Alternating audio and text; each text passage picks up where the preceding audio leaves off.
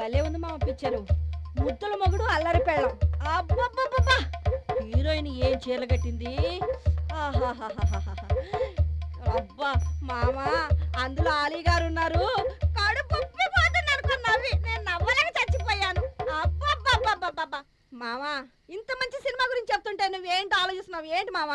ఏం లేదే, మొన్న నా ఫ్రెండ్ ఒకడు మంచి కథ చెప్పమన్నాడు.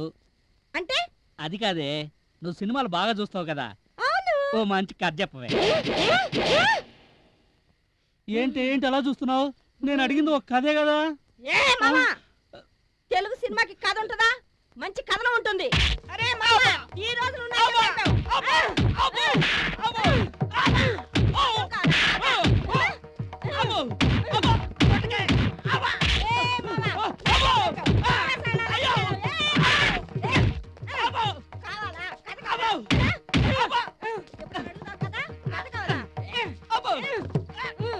ఇంకెప్పుడైనా తెలుగు సినిమా కథ గురించి నన్ను అడుగుతావా మామా?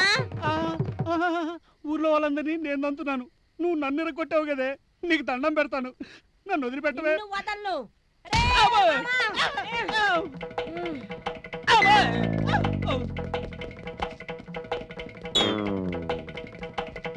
చూస్తాను అంతు.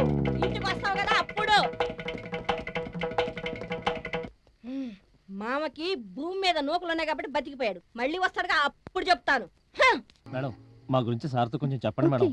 అలాగే చెప్తాను మేడం కొంచెం గుర్తుపెట్టుకొని చెప్పండి మేడం. తప్పకుండా చెప్తాను. అడుగుతావా? తెలుగు సినిమా కథ అడుగుతావా? నీకేం తెలుసు తెలుగు సినిమా గురించి? కథ ఏమన్నా నీకు తెలుసా? తెలుగు సినిమాలో కథ ఉంటుందా? ఉండదే, ఉండదు. ఎందుకట చెప్పనింటారు? అడుగుతావా? అడుగుతావా? అక్కడేదో గొడవ జరుగుతుంది. అవును మేడం. చూద్దాం పదండి. Okay madam. ఉంటదే, కథ ఉంటుంది. ఇంకోసారి అడుగుతావా? కథ గురించి నీకేం తెలుసు? ఆగమంటున్నాను కదా, చెప్పు. ఎందుకు కొడుతున్నావు? సినిమాకి వెళ్ళాను. అయితే సినిమాకి వెళ్ళాను అంటే కథ ఏంటి అని అడుగుతుంది. మీరు చెప్పండి, తెలుగు సినిమా కథ ఉంటుందా? తెలుగు సినిమాకి కథనం ఉంటుంది. పిచ్చి పిచ్చి వేషాలు వేసావంటే చంపుతాను. ఏయ్ నేనెవరో నీకు తెలుసా? గ్రేట్ శంకర్ బాయ్ ఐపీఎస్ భార్యనే.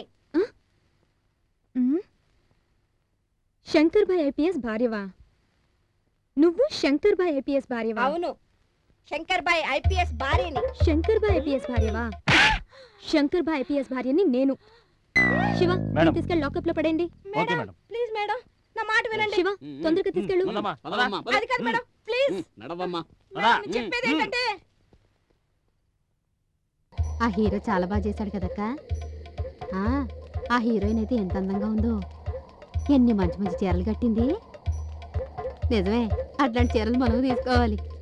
కామెడీ కూడా ఎంత బాగుందో, చాలా బాగా చేశారు కదా. కథ కూడా చాలా బాగుంది. ఆ హీరో అయితే మరీ అందంగా ఉన్నాడు. నాకైతే తెగ నచ్చేశాడు అక్క. ఆ అమ్మాయి కూడా అంతే అందంగా ఉందనుకో. పాటలు ఎంత బాగున్నాయి కదక్క. అక్క నువ్వు చెప్పినట్టు సినిమాలో హీరో హీరోయిన్ అంత బానే ఉంది, కానీ నాకు ఒక్కటి అర్థం కాలేదక్క. అర్థం కాలేదా? ఏమర్థం కాలేదక్క? కథ కథ ఒక్కటే అర్థం కాలేదక్క. నీకు కథ అర్థం కాలేదా? అవునక్క. అర్థమయ్యేలా నేను చెప్తానుగా. చెప్పక్క, చెప్పవే.